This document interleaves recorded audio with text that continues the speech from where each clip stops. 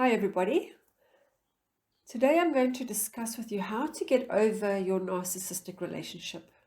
And I get a lot of people asking me this because they've left somebody that they loved. They know that that person is bad for them, but they don't know how to get over it. They still love that person. They didn't lose their love, but somehow they're questioning their sanity, or they know that they didn't love the person anymore, but they're too scared to get into another relationship again. And I'm going to just discuss with you why it's so hard to get over your narcissist.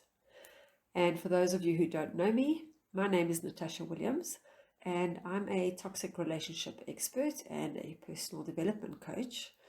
And I do offer a free session with you just to show you how you can actually heal from things by doing the inner work. Your outer world will change.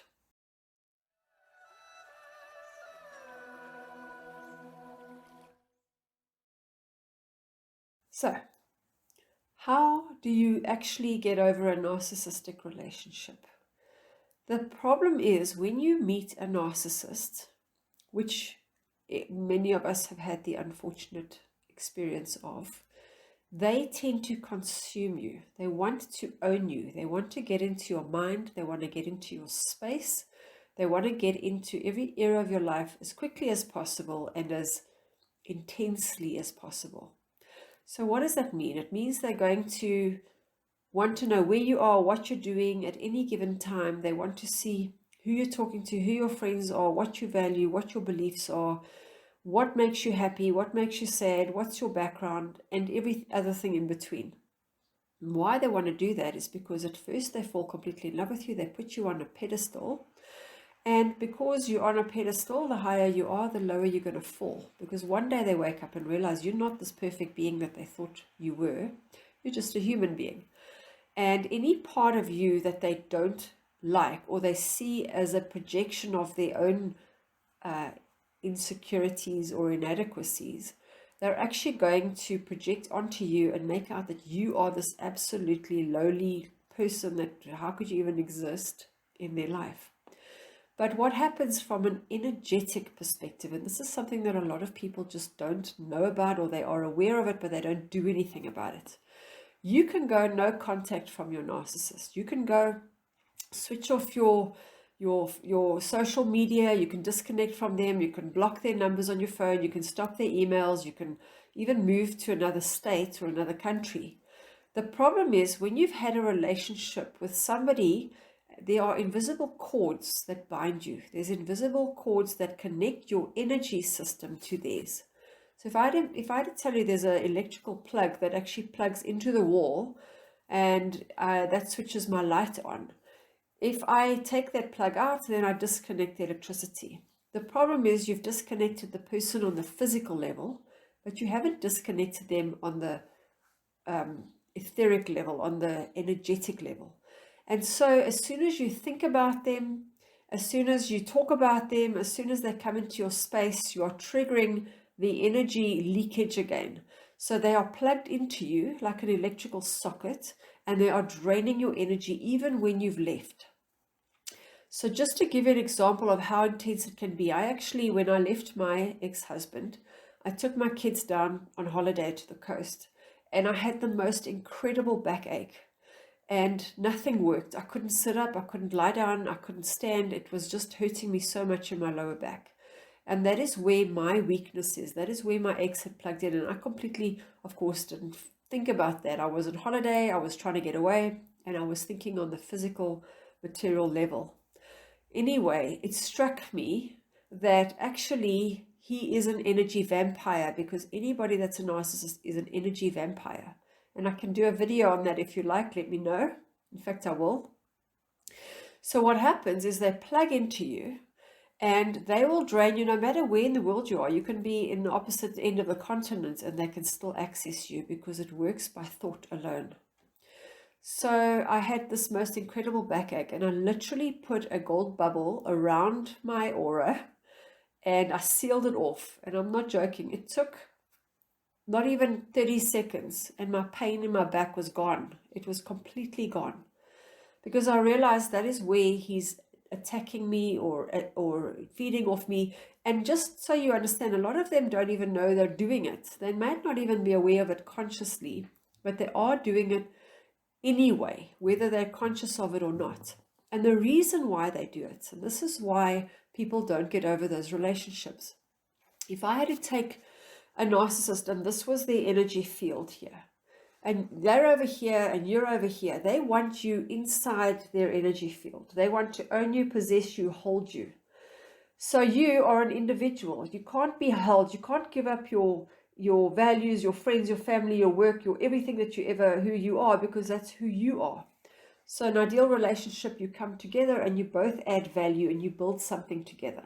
In a narcissistic relationship, they own you. So they're going to hold you down and then they're going to feed off you. So what's going to happen is you're going to start feeling suffocated and they're going to start draining your life force out of you. Why? Because they can't get it for themselves. You know that you can get energy here. You know that anything that you ever wanted to work towards, you can get. You know that if I work harder, I'm going to achieve. If I focus on something, I'm going to get that award. And whether I do or not is not really as relevant as the fact that I put in the effort. When it comes to a narcissist, they don't want to do the work and they may not be capable because they have got such low self-worth that to go and actually admit to someone that they don't know what they're doing means that there would be deep shame, humiliation. They don't want people to know, so they'd rather step up and say, I'm too good for that. I don't have to work. I can just get it from someone else. So you are the person that says, I'm going to take from God or the spirit or the universe. I'm going to take the light and I'm going to filter it through me. And that's what I give. That's the energy that I give. They can't do that. They can't access that energy. They are disconnected from it on a spiritual level. They are totally disconnected. That is why they work with the dark forces, because the dark forces are not connected to that higher energy source. So how are they going to sustain life? Think about it. So the way they sustain it is by getting it from you. So that's why they need to get it from you. But the problem is, you know that there's enough where that came from, but you can't get it if they're blocking you. Does that make sense? So now you leave the narcissistic relationship and you've been consumed. So by the time you manage to get away, you are literally a shell of a person that you were. You've forgotten who you were.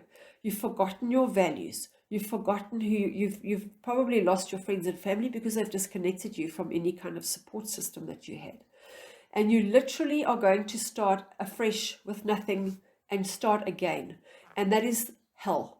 If ever there was hell on earth, it's coming out of a relationship like that where you feel like there's nothing left of you. You're just the bones of a person of who you need to be. Now, I'm here to tell you that you need to connect back to that source again. You need to connect back to that part of you that was your authentic self. And if you are connecting to this person because they are the ones giving you life force, which is an illusion, they're not giving you life force. They're giving you enough just to keep you alive longer for another day. It's almost like feeding a beggar on the street. All you're doing is keeping them on the street. If you can start finding that you can provide your own life source and you don't have to keep giving it to them, that is where you start picking yourself up again and building up a life for you again. And yes, it's hard because you gave everything to this person and this person doesn't appreciate it. They're not thanking you. They're not saying sorry. There's no remorse. And you kind of feel like if they don't say sorry or acknowledge what they've done, then what was all of that for? And the reason what that was for is because they are your greatest teacher. And when you see that there's a lesson in meeting these people, what they're teaching you is how to honor yourself, how to honor you first, how to stop giving to everybody blindly. There's a difference. There's two types of trust. The first type of trust is where you just go along blindly with whatever anybody does, and then when they hurt you, you feel devastated. It's easy. It's a naive kind of a trust, and it can be very devastating. The second kind of trust is where you do it with awareness. I will trust you, but I'm watching whether you are able to give me what you're promising me. I am trusting that as you prove yourself, you are going to prove yourself to be more reliable. And that's the kind of trust that they are teaching you to build. not to just blindly accept that everybody has your best interests at heart, because they don't. And they're teaching you to follow the hard way, which is the only way. And the only way is to honor yourself and give people their due only when it's worth it. Now, what they tend to do is they come groveling back because they need you. Now, if they have supply and they've got it from somebody else, they're not going to follow up on you. They're going to have lots of other supply, but there will be a time. There's always a time where they've kind of run out, and they're going to just see you and remember you, and even if it was 20 years ago, as somebody that gave them that source of energy. And so remember, they don't change. They just find opportunity. So if you want to get suckered back into that situation, that's what's going to happen, because you changed, but they didn't. And what's going to happen is you're going to land up being suckered right back in again, and no matter how strong your willpower is, they are feeding off you. So they're going to slowly start suffocating you again, and you're going to start feeling less than again, and it's going to bring back all those memories. So yes, in a nutshell, that is how it works. So if you want to pick yourself up and get back on track, you need to find out what makes you happy. Even if it is one day at a time, even if it's, I feel happy just for waking up this morning and not having him in my room. Even if it's waking up and saying, I'm so grateful that I have my children because of him. Or I'm so grateful that I didn't have children with him because I am free. And now I've learned something about me, and I've learned something about human behavior. And every day you'll start building up, and I promise you, it doesn't have to take forever. It can literally take a few weeks. It can take a few months. I've heard of people that take 20 years to heal. If you're taking 20 years to heal, then you are not doing the work that you could be doing. If I could tell you that you could get over a person within a couple of weeks, that you could start feeling free and life could be viable, would you even believe me? Because the truth of the matter is, before you met this person, you didn't feel the way you feel now.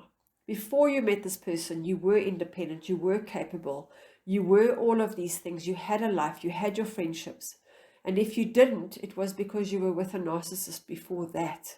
And there will have been a time in your life where you didn't require them to have permission to live your life as an adult. So I hope this helped you. I am going to do a video on energy vampires. I think it's quite important because people don't really understand how deep it actually goes. And if you'd like to have a free session with me, I will do some work with you just to show you how seemingly insignificant traumas from your past actually are affecting you today. So if you want, just click a link below. There'll be a link below, and just book a call with me. Book yourself into my diary. Please, I just ask you one favor. If you're not going to make it, please cancel it or reschedule it, because I have a lot of people that really do want my help. And when you take that time, you're taking time from others that actually need it. So I look forward to hearing from you, and I look forward to speaking to you again. You have an awesome day.